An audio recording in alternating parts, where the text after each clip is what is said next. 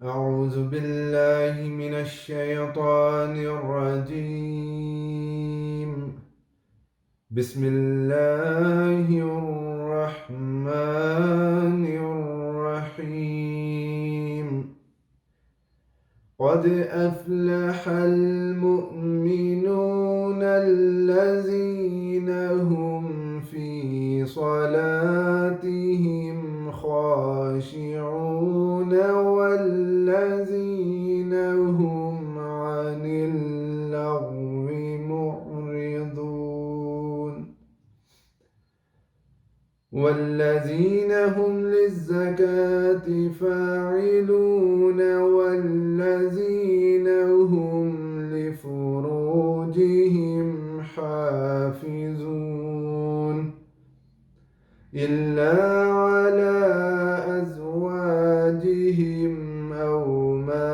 ملكت أيمانهم فإنهم غير ملومين فمن ابتغى وراء ذلك فأولئك هم العادون والذين هم لأماناتهم وعهدهم راعون والذين هم على صلواتهم يحافظون أولئك هم الوارثون.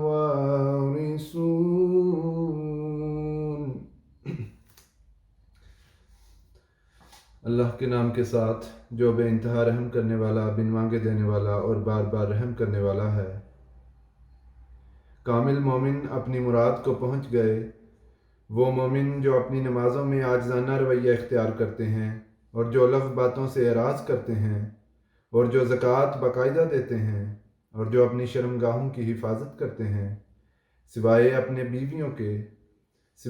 بیویوں کے یا جن کے مالک ان کے دائیں ہاتھ ہوئے، بس ایسے لوگوں کو کسی قسم کی ملامت نہیں کی جائے گی، اور جو اس کے سوا کسی اور بات کی خواہش کریں تو وہ لوگ زیادتی کرنے والے ہوں گے۔ اور وہ لوگ یعنی کامل مومن جو اپنی امانتوں اور اپنے عہدوں کا خیال رکھتے ہیں اور جو لوگ اپنی نمازوں کی حفاظت کرتے رہتے ہیں، یہی لوگ اصل وارث ہیں۔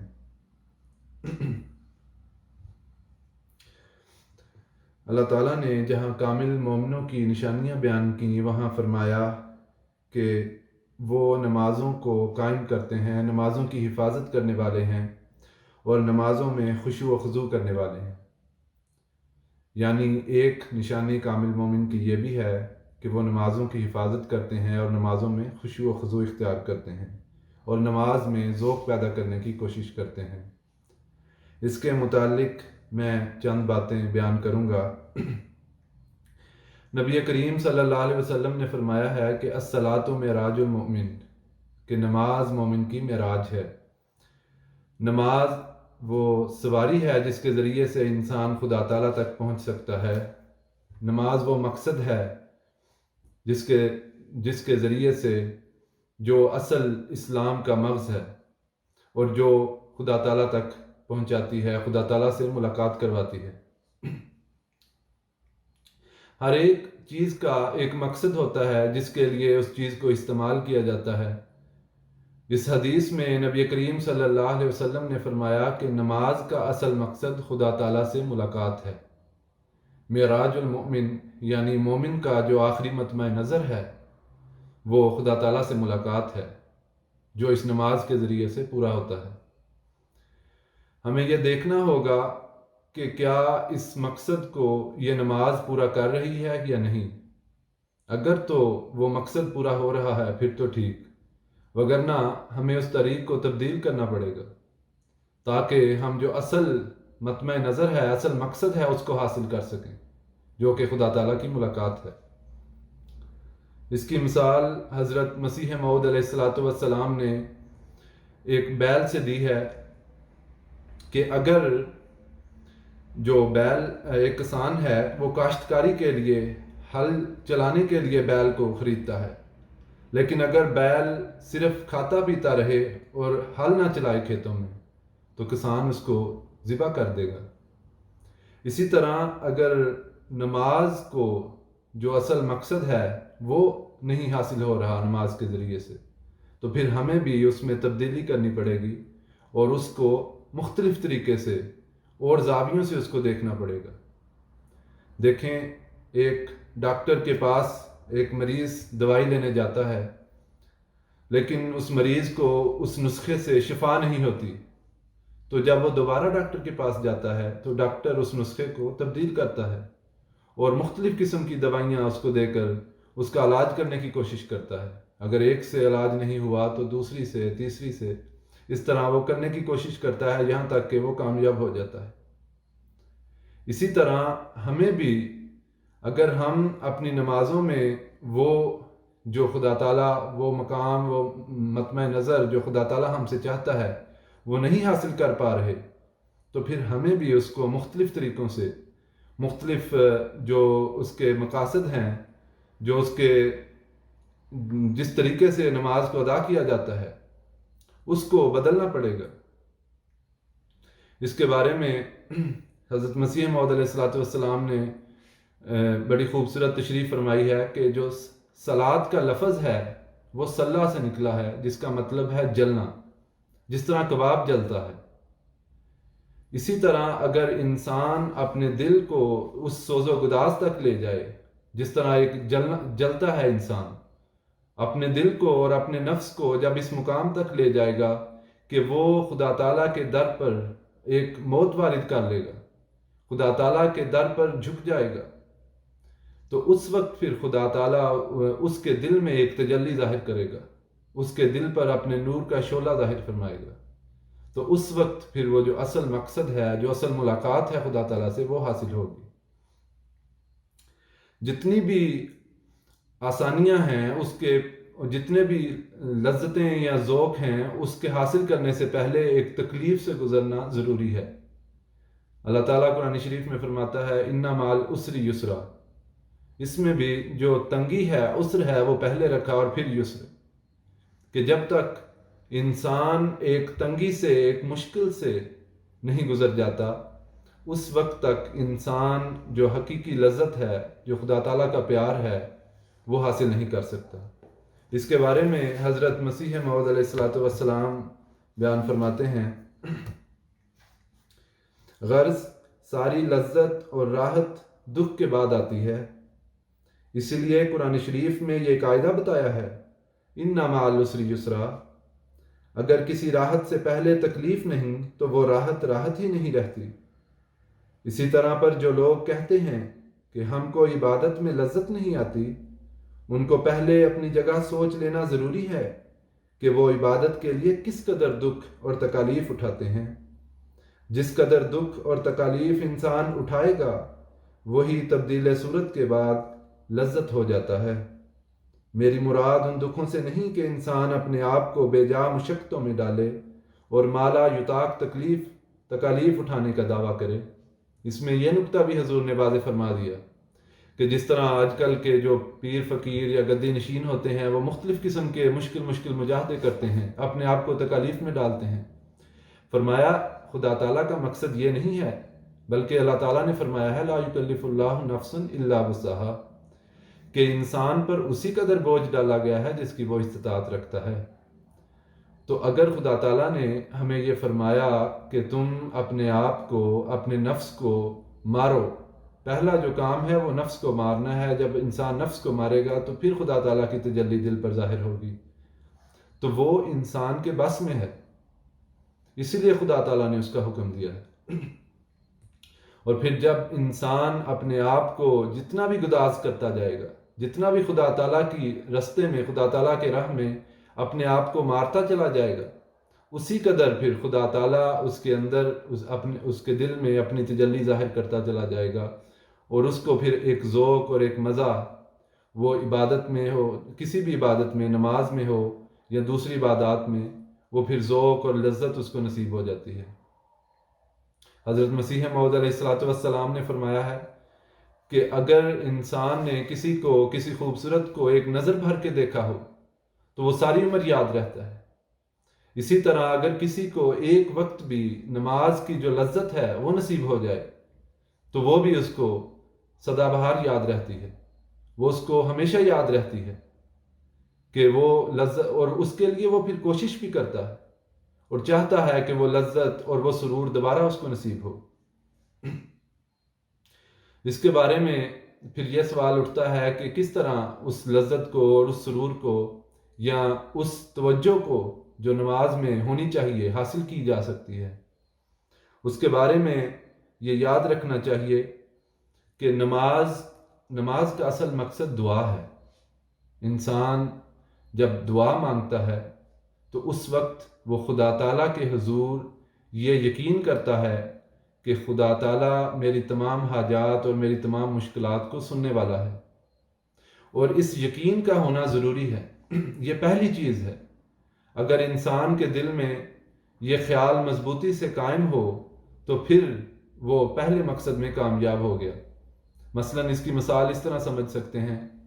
کہ اگر کوئی انسان کسی کپڑے کی دکان پر جائے اور ادھر جا کر اس کے دل میں یہ یقین ہوگا کہ وہاں سے مجھے مطلوبہ چیز مل جائے گی، کپڑا مل جائے گا، یا اگر جوتے کی دکان پر جاتا ہے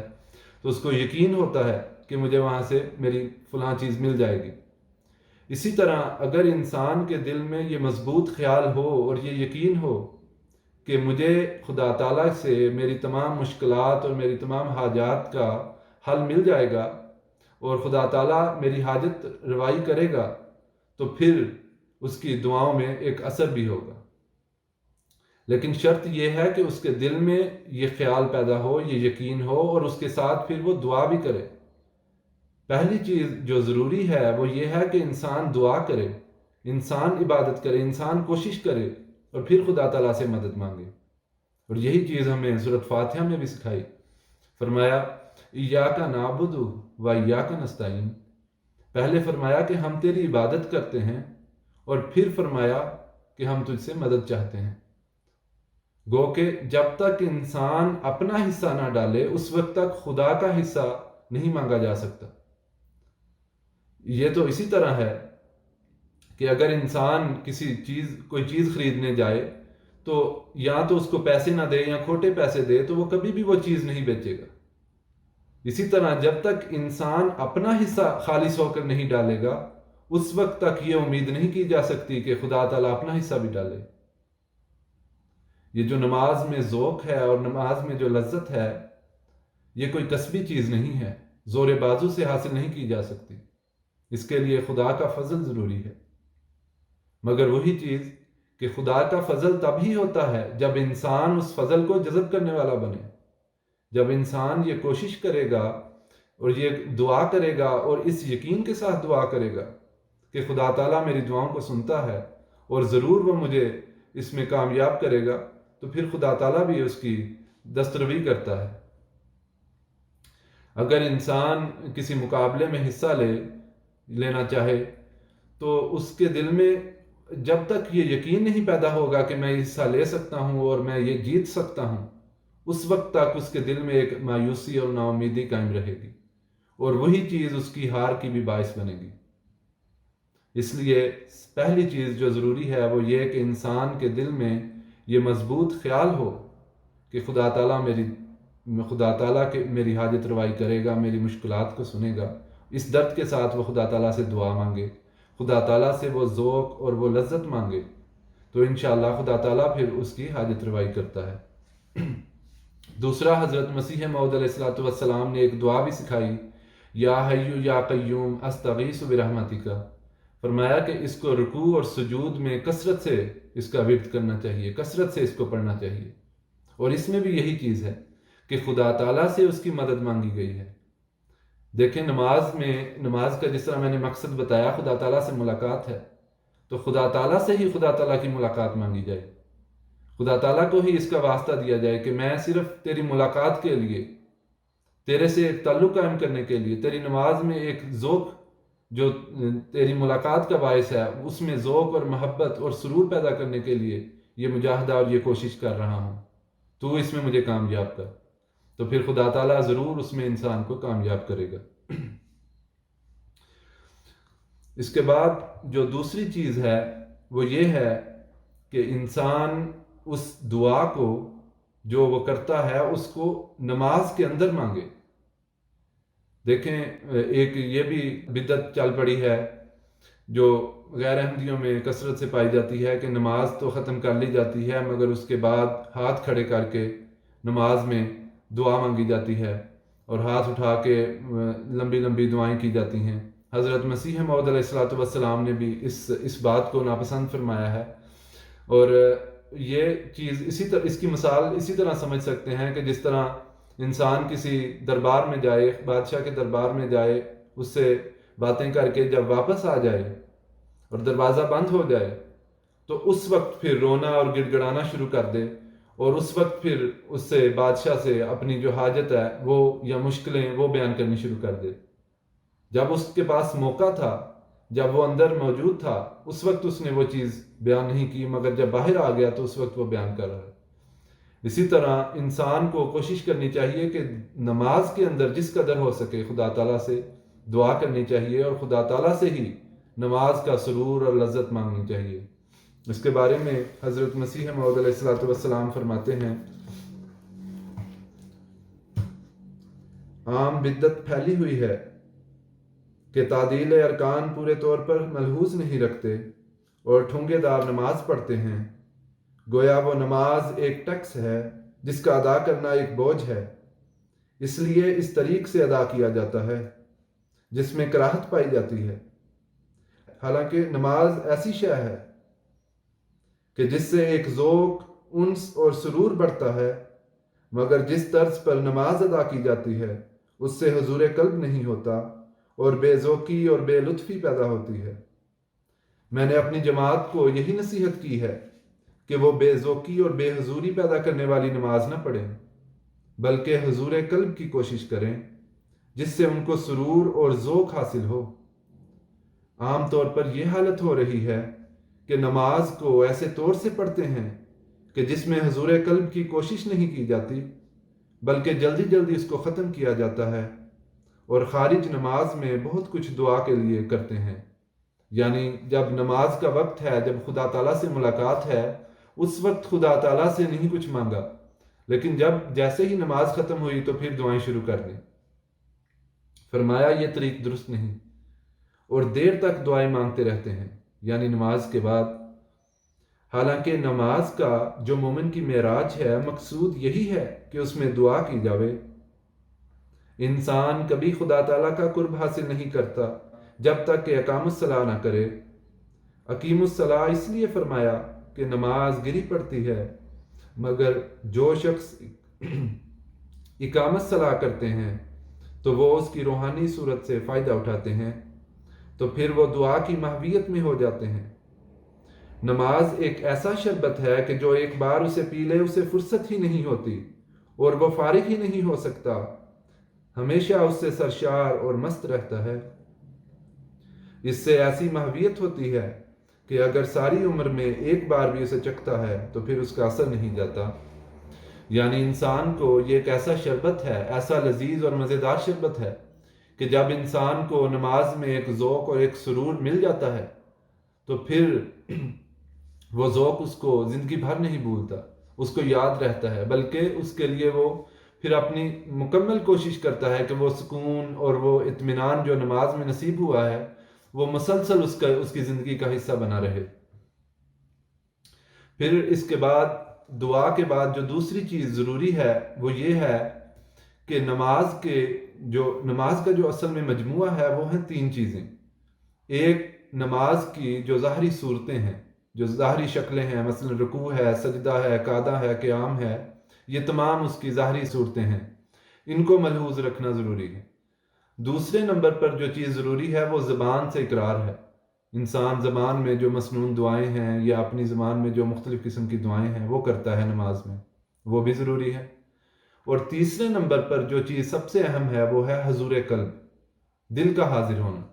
دل کا حاضر رہنا، یہ سب سے ضروری ہے، اور یہی وہ چیز ہے جس کی سب سے زیادہ کمی دیکھی جاتی ہے۔ جو حضرت مسیح علیہ السلام نے فرمایا کہ ٹھونگے مار کر نماز پڑھتے ہیں، اس میں ظاہری صورتیں بھی ہوتی ہیں، زبان سے بھی اقرار ہوتا ہے، مگر جو دل کی کمی ہے، جو دل کا حضور ہے، وہ اس میں موجود نہیں ہوتا۔ اور اسی لیے پھر اللہ تعالیٰ نے بعض ایسے نمازیوں پر، مصلیوں پر لعنت بھی بھیجی ہے، جس طرح کہ فرمایا فویل للمصلین الذین هم عن صلاتهم ساہون، کہ بعض ایسے نمازی بھی ہیں جو اپنی نمازوں سے غافل رہتے ہیں، مطلب نماز تو پڑھتے ہیں، نماز کی جو ظاہری شکل و صورت ہے اس کو بھی ادا کرتے ہیں، مگر اس کے باوجود نماز کی حقیقت سے غافل ہیں۔ الذین هم یراؤن، اور پھر فرمایا کہ وہ نمازی بھی جو دکھاوے کے لیے نماز پڑھتے ہیں، یہ ایسے نمازی ہیں جن پر خدا تعالیٰ لعنت بھیجتا ہے اور ان کی نماز ان کے منہ پر ماری جائے گی۔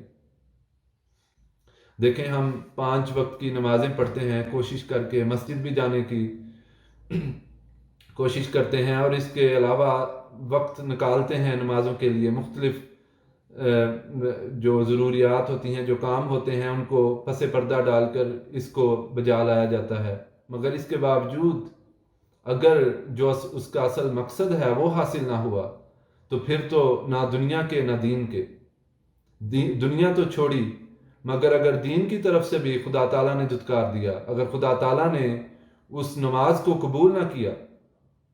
تو پھر نہ ادھر کے رہے نہ ادھر کے رہے۔ پھر ایک جگہ پر اللہ تعالیٰ فرماتا ہے یا ایھا الذین آمنوا لا تقربوا الصلاۃ وانتم سکارا، کہ اے مومنو نماز کے قریب نہ جاؤ اس حالت میں کہ تم مدہوش ہو، تمہیں نماز کی اصل جو حقیقت ہے وہ معلوم نہ ہو۔ حتیٰ تعلموا ما تقولون، یہاں تک کہ جب تم ہوش میں آ جاؤ، جب تمہیں پتہ ہو کہ تم کیا کہہ رہے ہو، اس وقت نماز ادا کرو۔ تو نماز کی تو حقیقت ہی یہ ہے کہ اس کی ابتدا ہی یہاں سے ہوتی ہے کہ اس کو سمجھ کر اور اس کی جو حقیقت ہے اس پر مکمل طور پر عبور حاصل کر کے پھر اس کو ادا کیا جائے، پھر اس کی کوشش کی جائے، تو تب پھر خدا تعالیٰ بھی اس میں ذوق اور لذت پیدا کرتا ہے۔ لیکن اگر شروع ہی اس طریقے سے کی جائے کہ پتہ ہی نہ ہو اور دل کا کوئی حصہ موجود نہ ہو نماز میں، تو پھر ایسی نماز کا کوئی فائدہ نہیں، پھر اس طریق کو تبدیل کرنا پڑے گا، بلکہ اس طریق کو اپنانا پڑے گا جس کے بارے میں حضرت مسیح علیہ السلام نے فرمایا ہے کہ ایک دفعہ اگر زندگی میں وہ نصیب ہو جائے تو انسان اس کی زندگی بھر پھر کوشش کرتا رہتا ہے۔ اس کے بارے میں حضرت مسیح موعود علیہ السلام فرماتے ہیں، کیا وجہ ہے کہ بعض لوگ 30 برس تک برابر نماز پڑھتے ہیں، پھر کورے کے کورے ہی رہتے ہیں، کوئی اثر روحانیت اور خشوع و خضوع کا ان میں پیدا نہیں ہوتا۔ اس کا یہی سبب ہے کہ وہ نماز پڑھتے ہیں جس پر خدا تعالیٰ لعنت بھیجتا ہے۔ ایسی نمازوں کے لیے ویل آیا ہے، یعنی ہلاکت آیا ہے، کہ وہ نمازیں جن پر خدا تعالیٰ ہلاکت کرتا ہے، ہلاکت بھیجتا ہے، جو قبول نہیں کی جائیں گی۔ اس لیے یہ چیز ضروری ہے کہ انسان حقیقت کو سمجھتے ہوئے نماز کو ادا کرے اور اس پر مکمل طور پر اس بات کا علم رکھتا ہو کہ وہ اس وقت خدا تعالیٰ کے حضور حاضر ہے اور خدا تعالیٰ کے ساتھ کلام کر رہا ہے۔ تو ایسی صورت میں پھر جب شروع میں انسان کو اصل میں تکلفانہ کیفیت پیدا کرنی پڑتی ہے، انسان کو ایسی حالت بنانی پڑتی ہے کہ وہ رو رہا ہے، وہ رونے کی کوشش کرے، آنکھوں میں آنسو لانے کی کوشش کرے، تو جیسے جیسے وہ یہ تکلفانہ کوشش کرتا چلا جائے گا تو آہستہ آہستہ وہ پھر اس کی طبیعت میں داخل ہوتی جائے گی اور پھر خود بخود اس کی طبیعت اس طرح کی بنتی چلی جائے گی۔ مگر شروع میں چونکہ انسان کو ایک مشکل یہ ہوتی ہے کہ وہ کیفیت طاری نہیں ہوتی، تو اس وقت اس کو ایک تکلفانہ کیفیت بنانی پڑتی ہے۔ لہٰذا یہ چیز ضروری ہے کہ انسان اس حقیقت کو معلوم کرے، سب سے پہلے اس حقیقت کو جانے کہ وہ نماز ہے کیا چیز، اس کی حقیقت کیا ہے، تو پھر جب اس کو ادا کرے گا تو اس میں ایک لذت اور سرور حاصل کرنے کی لذت اور سرور اس کو حاصل ہوگا۔ اس کے بارے میں حضرت مسیح علیہ السلام فرماتے ہیں، آج کل اگر عمیق نظر سے اور غور سے دیکھا جاوے تو زبانی ایمان ہی کثرت سے نظر آئے گا۔ پس خدا کا یہی منشا ہے کہ لفظی اور زبانی مسلمانوں کو حقیقی مسلمان بنایا جاوے۔ یہودی کیا تورات پر ایمان نہیں لاتے تھے، قربانیاں نہ کرتے تھے؟ مگر خدا تعالیٰ نے ان پر لعنت بھیجی اور کہا کہ تم مومن نہیں ہو، بلکہ بعض نمازیوں کی نماز پر بھی لعنت بھیجی ہے، جہاں فرمایا ویل للمصلین الذین هم عن صلاتهم ساہون، یعنی لعنت ہے ایسے نمازیوں پر جو نماز کی حقیقت سے بے خبر ہیں۔ پھر اس کے بعد آپ نے فرمایا غرض یہ باتیں ہیں اگر خدا تعالیٰ کسی کو توفیق دے تو،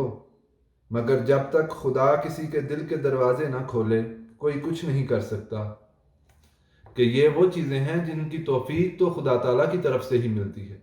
یہ وہ چیز ہیں جو انسان اپنے زور بازو سے حاصل نہیں کر سکتا، مگر جو پہلا قدم ہے وہ انسان کو خود اٹھانا پڑے گا، اور انسان کو خود کوشش کرنی پڑے گی کہ وہ اس کے لیے ایک جد و جہد کرے اور اپنی کیفیت ایسی بنائے کہ خدا تعالیٰ کا فضل پھر جذب کرنے والا ہو۔ لیکن اس کے لیے یہ چیز ضروری ہے کہ انسان ہمت نہ ہارے۔ یہ چیز انسان کی فطرت میں ہونی چاہیے، یہ چیز ایک پکا ارادہ ہونا چاہیے اس کے دل میں کہ میں جو بھی ہو میں نے یہ مقام کو حاصل کرنا ہے، اور جتنے بھی مشکلیں اور پہاڑ آئیں ان کو درمیان میں کچھ بھی نہیں سمجھنا چاہیے، تب وہ کامیاب ہو سکتا ہے۔ اگر وہ چھوٹی چھوٹی رکاوٹوں اور مشکلوں کے وقت وہ سہم جائے گا یا ہار مان جائے گا تو پھر وہ اس مقام کو حاصل نہیں کر سکتا۔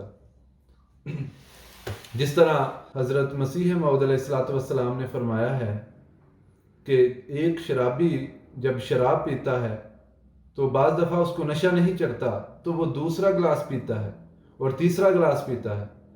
یہاں تک کہ وہ گلاس کے گلاس پیتا جاتا ہے جب تک کہ اس کو نشہ نہیں چڑھ جاتا۔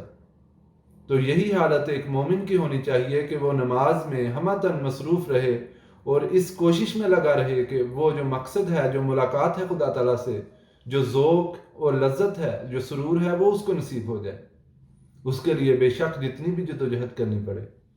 لیکن یہ بات جب اس کے دل میں یہ یقین پیدا ہوگا کہ خدا تعالیٰ مجھے پکڑے گا اور خدا تعالیٰ مجھے وہ مقام حاصل کروائے گا یا وہ مقام مجھے دے گا، تو پھر خدا تعالیٰ بھی اس کی طرف جھکتا ہے اور خدا تعالیٰ بھی اس کا ہاتھ تھام لیتا ہے۔ حضرت مسیح موعود علیہ الصلوۃ والسلام نے فرمایا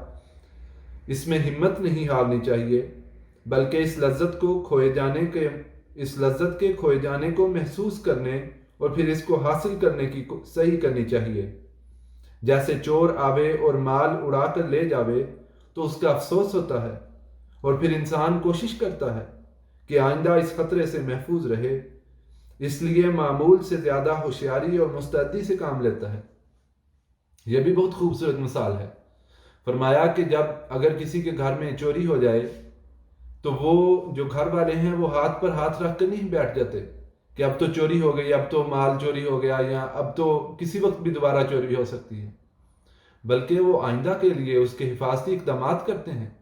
وہ کوشش کرتے ہیں کہ آئندہ یہ چیز دوبارہ پیدا نہ ہو، دوبارہ چوری نہ ہو۔ اسی طرح فرمایا کہ جو نماز میں انسان کی لذت اور سرور ہے وہ ایک شیطان چوری کر لیتا ہے۔ تو انسان کو بجائے اس کے کہ انسان مایوس ہو جائے یا نا امید ہو جائے، ہار مان لے، اس کو چاہیے کہ وہ آئندہ کے لیے اور زیادہ مضبوطی کے ساتھ کھڑا ہو اور زیادہ اس کے بارے میں کوشش کرے۔ انسان جب یہ حالت دیکھے کہ اس کا انس و ذوق جاتا رہا ہے تو وہ بے فکر اور بے غم نہ ہو۔ نماز میں بے ذوقی کا پیدا ہونا ایک سارق کی چوری اور روحانی بیماری ہے۔ جیسے ایک مریض کے منہ کا ذائقہ بدل جاتا ہے تو وہ فی الفور علاج کی فکر کرتا ہے، اسی طرح پر جس کا روحانی مذاق بگڑ جاوے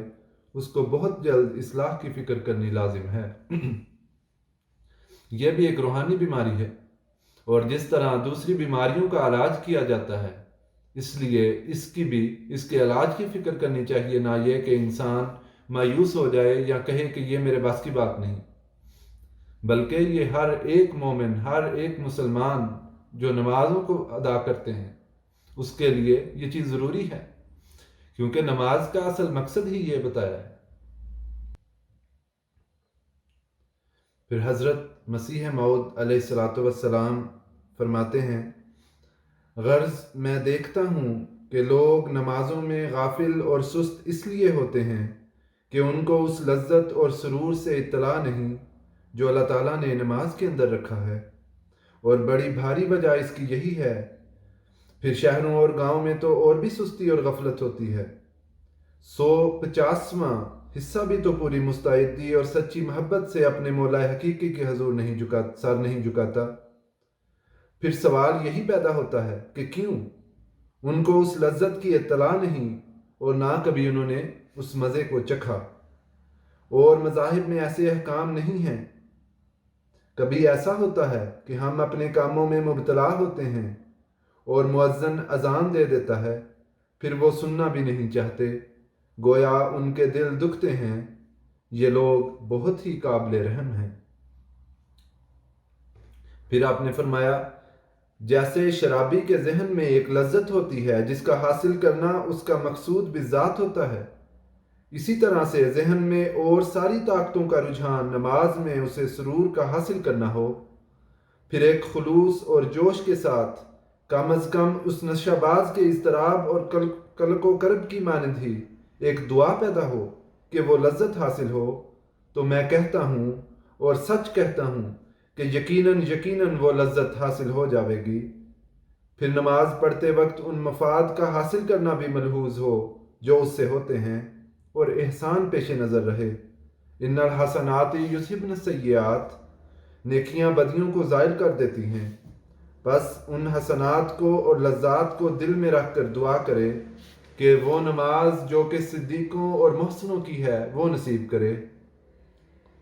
ہم دیکھتے ہیں کہ بعض لوگ باوجود نماز پڑھنے کے پھر بدیاں کرتے ہیں۔ اس کا جواب یہ ہے کہ وہ نمازیں پڑھتے ہیں مگر نہ روح اور راستی کے ساتھ، وہ صرف رسم اور عادت کے طور پر ٹکرے مارتے ہیں، ان کی روح مردہ ہے۔ اس سے یہ بات واضح ہو جاتی ہے کہ اصل مقصد نماز کا خدا تعالیٰ سے ایک تعلق قائم کرنا اور نماز میں ذوق اور محبت اور لذت کو حاصل کرنا ہے۔ جب تک اس لذت کو حاصل نہ کیا جائے اس وقت تک اس نماز کا کوئی فائدہ نہیں، اور اس نماز کے طریقے کو تبدیل کرنا پڑے گا، اس طریقے کو اپنانا پڑے گا جو خدا تعالیٰ کے حضور بھی قبول ہو اور جس کے ذریعے سے انسان کو بھی فائدہ ہو۔ تو اللہ تعالیٰ سے دعا ہے کہ اللہ تعالیٰ ہمیں حقیقی رنگ میں نمازوں کو ادا کرنے والا بنائے، اور ہم بھی وہ ذوق اور وہ لذت کے حاصل کرنے والے ہوں جس کا حضرت مسیح موعود علیہ الصلوۃ والسلام نے ذکر فرمایا ہے۔ اللہ تعالیٰ ہمیں اس کی توفیق عطا فرمائے، آمین۔